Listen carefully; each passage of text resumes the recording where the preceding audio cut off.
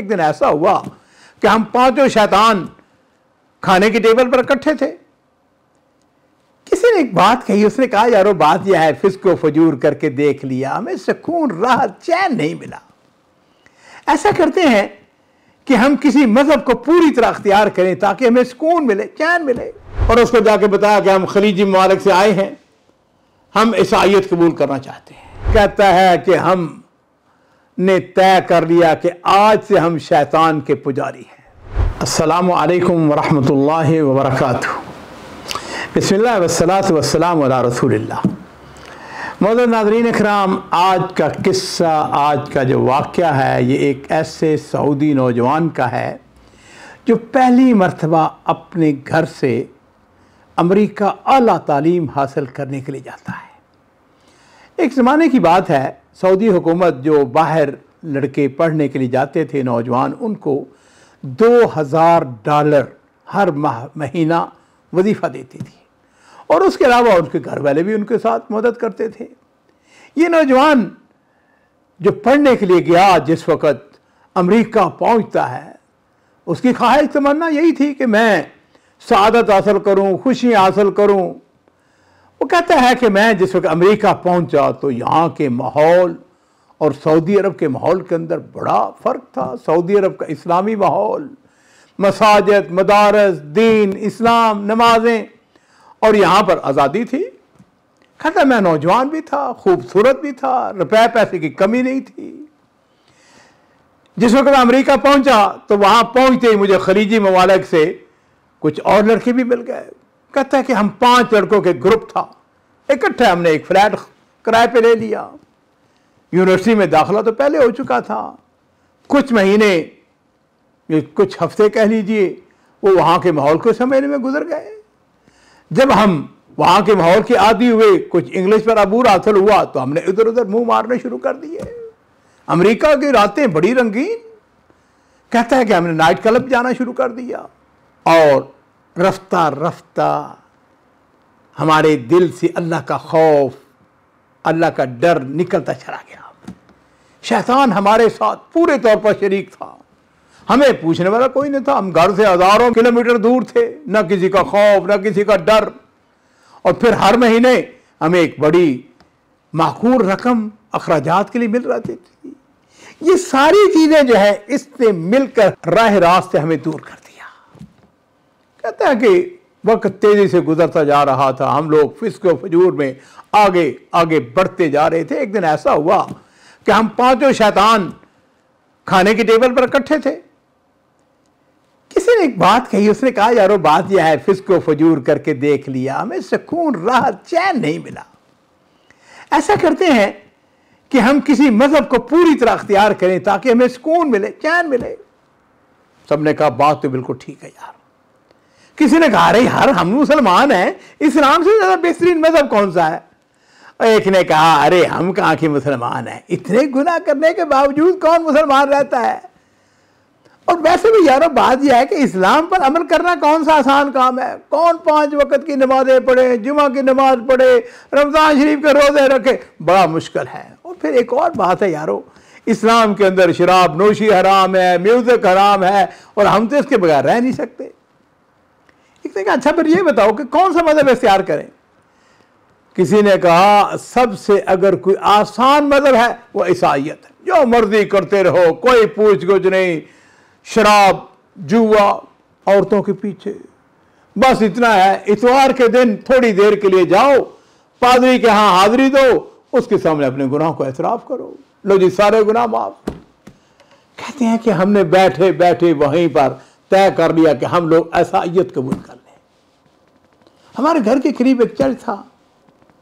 एक इतवार को हम सब मिलकर पादरी से मिले और उसको जाके बताया कि हम खलीजी ममालिक से आए हैं, हम ईसाईयत कबूल करना चाहते हैं। पादरी जो है वो खुश हो गया। उसने कहा इससे बड़ी खुशी की बात क्या है, बिस्मिल्लाह आ जाओ। कहते हैं कि हमने अपने गले में स्लीव डाल ली, ईसाई बन गए। अब हम बड़ी बाकायदगी से इतवार के रोज चर्च जाने लगे। और उसका सबब जो था, वो शैतान ने हमें जो सिखाया वो यही था कि इतवार की सुबह सुबह हाई स्कूल और कॉलेज की लड़कियां आती और हम भी वहां पहुंच जाते। हमें एक नया खेल मिल गया। हमने लड़कियों के साथ दोस्ती बढ़ाना शुरू कर दी। कहता है कि हमारा मशवरा क्या था, भोली भाली लड़कियों के शिकार। और इधर जो चर्च का पादरी था वो भी बड़ा काया आदमी था, समझदार आदमी था, उसने हम पर निगाह रखना शुरू कर दी। एक दिन ऐसा उसने हमें बुलाया और देखा, बात सुनो, मैं तुमको कई हफ्तों से देख रहा हूं, तुम ईसाई विसाई को नहीं हो, तुमने सिर्फ इन लड़कियों के लिए ईसाईयत कबूल किया है, जाओ यहां से भाग जाओ, और अगर आज के बाद तुम मुझे इस चर्च के अंदर नजर आए तो फिर तुम्हारी खैर नहीं। नज़रीन इकराम, वो कहता है, कहता पादरी की बात बिल्कुल दुरुस्त थी, हमें भी अपने करतूतों का इल्म था। कहता है कुछ हफ्ते आराम से गुजरे और एक दिन फिर हम बैठ गए, सोचने लगे कौन सा मजहब अख्तियार करें। और नाज़रीन इकराम, आपको याद होगा कुछ अरसा पहले की बात है, 35-40 साल गुजर रहे हैं। उन दिनों अमेरिका में शैतान के पुजारी नामी फिरके का ज़हूर हुआ था। कहते हमें सादत की तलाश थी, किसी ने मशवरा दिया, इस नए फिरके की बड़ी शोहरत है, क्यों ना हम शैतान के पुजारी बन जाएं। कहता है कि हमें यह बात बड़ी अच्छी लगी। तो नाज़रीन इकराम, कहता है कि हमने तय कर लिया कि आज से हम शैतान के पुजारी हैं। शैतान हमें नए नए शैतानी रास्ते और गलत सलत राहें दिखा रहा था। अब हमने क्या किया, हमने इस मजहब के कुफ्र या कलमात सीखने शुरू कर दिए। कुछ अरसा गुजरा, हमने इस दौरान अपने घर वालों को भी बता दिया। हमने उनको कह दिया कि देखिए बात यह है कि हमारा इस्लाम के साथ कोई ताल्लुक नहीं है, हमने ईसाईयत, हमने यहूदियत अख्तियार कर लिया, माज़अल्लाह काफिर हो गए हैं, अब हत्ता कि अब हम शैतान के पुजारी बन गए हैं। आप जरा तसव्वुर कीजिए कि किसी वालिद या वालदा को उसका बेटा अगर ये बात कहे कि मैं मुसलमान नहीं रहा, मैं शैतान का पुजारी बन गया हूं, तो उसके वालिदैन के ऊपर क्या गुजरती होगी। हमारे वालिदैन ने जो वो समझा सकते थे समझाया, कोशिश की, जद्दोजहद की, लेकिन कहता है कि हमारे ऊपर शैतान सवार था, हमारे ऊपर कोई असर नहीं हुआ। हमें अमेरिका में रहते हुए कितने साल गुजर चुके थे, हमारी तालीम मुकम्मल हो चुकी थी, हुकूमत ने हमारा वजीफा भी ख़त्म कर दिया था, अब हमारे पास वापसी के सिवा कोई चारा नहीं था। कहता है कि मैं इस ग्रुप का सरगना था। जिस वक्त हम वापस सऊदी अरब पहुंचे तो मेरे घर वाले मुझसे सख्त नाराज थे, मेरे वालिद तो मुझसे बात करने के लिए तैयार नहीं थे। और एक दिन कहता है कि हम शैतान के पुजारी फिर इकट्ठे होते हैं। अजीजों, हम 5 के 5 एक बात के ऊपर मुत्तफिक थे कि हमें सुकून नहीं है, हमें चैन नहीं है, क्या करें। इसी सोच और फिक्र के अंदर थे बैठे हुए।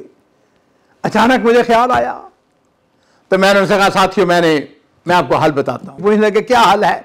मैंने कहा ऐसा करते हैं, हम जादू और टोने का काम सीखकर जादूगर बन जाते हैं। और आप सबके इल्म में है कि सऊदी अरब के अंदर जादू सख्त मना है, इसकी सजा वहां पर कत्ल है। यहां पे सवाल पैदा हुआ, बात तो अच्छी है भाई, सवाल यह पैदा हुआ कि जादूगरी कहां से सीखे। किसी ने बताया कि जनाब फलां मुल्क के अंदर जादूगर पाए जाते हैं, उनसे यह काम सीखा जाता है। कहते हैं हमने 4 माह का वीजा लिया और हम वहां चले गए, और 4 माह के बाद हम जादूगर बन के आ गए, जादूगरी शुरू कर दी। कहते हैं हमने सारे काम आजमा लिए, बड़ी कोशिश की, हमें सुकून और चैन मिले, मगर हमारे मजाज में, तबीयत में हर वक्त इज़्तिराब, हर वक्त खौफ, हर वक्त डर, बेसुकूनी। कहते हैं कि एक दिन फिर हम इकट्ठे हुए, रमजान का महीना आने वाला था। हमने कहा यारो हमने सारे काम कर लिए लेकिन हमें सुकून और चैन नहीं मिला, क्या करें। कहने लगे ऐसा करें कि हम अपनी जिंदगी का खात्मा कर लें। शैतान जिस वक्त अजीजों सर पे सवार हो ना तो वो उल्टा सबक पढ़ाता है। अच्छा जी, खुदकुशी कैसे करें, उसका तरीका क्या किया है। किसी एक ने कहा, उसने कहा ये कौन सा तरीका है, 5 आदमी हैं गाड़ी के अंदर बैठे, पांचों के पांचों, और गाड़ी को 160 170 की स्पीड पे चलाएं और स्टीयरिंग उसको छोड़ दें। हमारी गाड़ी जो है वो खुद ब खुद किसी पत्थर को जाके, किसी दरख्त को जाके लगेगी और फिर खत्म हो जाएंगे, हम मर जाएंगे। लो जी, इस तजवीज को सबने पसंद किया। भाई कौन सी तारीख को हमने खुदकुशी करनी है, 4 रमज़ान तय हो गया कि 4 रमज़ान को हमने खुदकुशी करके मर जाना है। और नाज़रीन के नाम, रमज़ान मुबारक का मुबारक महीना शुरू हो गया।